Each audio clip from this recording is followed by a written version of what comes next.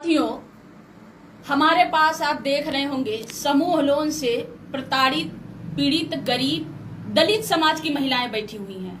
अभी सुबह से बहुत सारी महिलाएं को हम लोगों ने अभी उनको यहाँ पे उनकी समस्या सुना और ये जगदीशपुर भलुआन की महिलाएं हैं।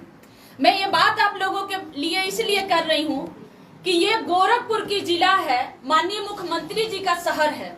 यहाँ पे कहा जाता है कि सभी को न्याय मिलता है। यहाँ पे आप ऐसे भी देखते होंगे कि जब माननीय मुख्यमंत्री जी आते हैं तो हर रोज ये दिखावा करते हैं, ड्रामा करते हैं, एक तरह से लोगों को बुला करके टीवी और कैमरा न्यूज वालों को बुला करके छपवाते हैं कि हम गरीबों का दुख सुन रहे हैं, गरीबों की बात सुन रहे हैं, गरीबों के लिए जनता दरबार लगा रहे हैं।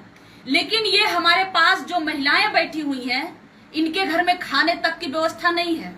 इनके जो भी आभूषण थे, जो भी जानवर थे, वो सारे बिक गए। एक लोन, बैंक लोन, जो बैंक होता है, बैंक का नियम होता है कि एक लोन देने के बाद दूसरा लोन नहीं देता है, लेकिन इन महिलाओं को जबरदस्ती लोन दिया गया है, जबरदस्ती दिया जा रहा है। एक दिया गया है, एक ही कंपनी से दो दो तीन तीन लोन दिया गया है।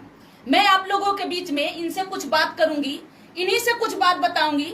हमारे साथ एक महिला बैठी हैं, इनके साथ एक निशा शर्मा करके महिला आई और वो ये कहती है कि तुम्हारे पास पैसा नहीं है तो तुम जहर खा के मर जाओ।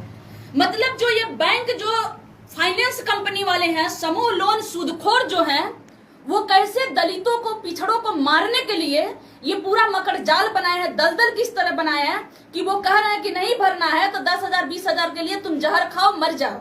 मैं आपसे पूछूंगी क्या हुआ। निशा जी आपके घर आई थी तो उन्होंने क्या कहा? बोली जहर खा के मर जाओ या फांसी लगा लो, हम तुम्हारा किस्त माफ कर देंगे, या कुछ भी घर का कुछ भी सामान बेच दो। मतलब जहर खाओगी तब माफ करेंगे? हाँ, मर जाओगी तो माफ कर देंगे। मर जाओगी तो माफ कर देंगे। उसका नाम क्या था? निशा शर्मा। निशा शर्मा। तो आप सुन रहे हैं कि निशा शर्मा है जो कह रही है कि जहर खा के मर जाओ। मतलब इनके बच्चे भिखारी बन जाए, इनके बच्चे, इनके पति, इनके घर के लोग, मतलब ऐसे ही। एक हमारे साथ और माता जी बैठी हैं, आपके साथ क्या हुआ है? क्या मतलब क्या हुआ है? सुबह से शाम तक आकर बैठ जाते हैं, पैसा लाओ, पैसा लाओ। रात 8 बजे तक बैठते हैं सर, 8 बजे तक, रात का 9 बजे तक बैठते हैं घर पर आकर कि हमको कैसे पैसा हमको चाहिए। अब पैसा जब उनको देना था तो एक बार दिए, उसके बाद कहे 1,000 रुपया दो, दूसरे फाइनेंस आए 1,000 रुपया दो, दूसरा पहचान पत्र बनाओ हम तुमको देंगे। फिर उसके बाद दूसरे लोग आए 2,000। मतलब आपका डॉक्यूमेंट्स भी 10 ठो बनाया है, पहचान पत्र भी 10 ठो बनाया है। हाँ, जब हम लोग जाते हैं पैसा लेने तो अपने आदमी, अपने बेटे को मत लाना, अकेले ही आना, अकेले ही तुम लोगों को पैसा देंगे। और हम लोग भर नहीं पाते हैं तो अपना ये बेच दो, बकरी बेच दो, अपना टीवी बेच दो, अपना सामान बेच दो, कहीं से लाओ, ना ला पाओ तो जाओ जहर खा के मर जाओ, तुमको मारेंगे, तुम माधर चोद हो। इतना तक भी यहाँ तक मैंने सुना है कि आपके पति को वो जो निशा है वो कह रही है कि मतलब छेड़छाड़, अगर पैसा नहीं दोगी तो छेड़खानी में भी फंसाएंगे। हाँ, छेड़खानी में कह रहे हैं कि हम लोग तुम्हारी पत्नी मर जाएगी, बोले हैं कि तुम्हारी पत्नी मर जाएगी तो हमको रखेंगे।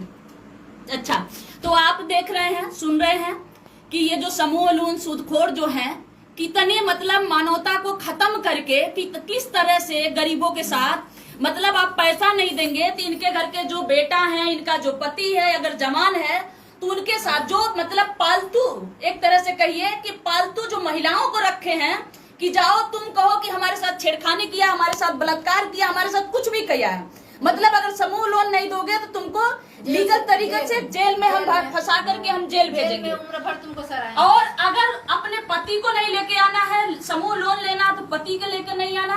एक पहचान पत्र नहीं है, इनकी 10-10 पहचान पत्र बनाई गई है। तो साथियों, वही लोग बना, आप सभी से आग्रह है, जितने भी हमारे इस तरह से समूह लोन में जितने भी हमारी माँ बहन फंसी हुई हैं, आप सभी के साथ अंबेडकर महिला सेना, अंबेडकर जन मोर्चा आपके साथ तैयार है लड़ने के लिए। लेकिन पहले आपको हमारा आवेदन फॉर्म भरना होगा। हमारे साथ जुड़िए। आप सभी लोगों से आग्रह है कि हम आपकी लड़ाई लड़ने के लिए तैयार हैं। जय भीम।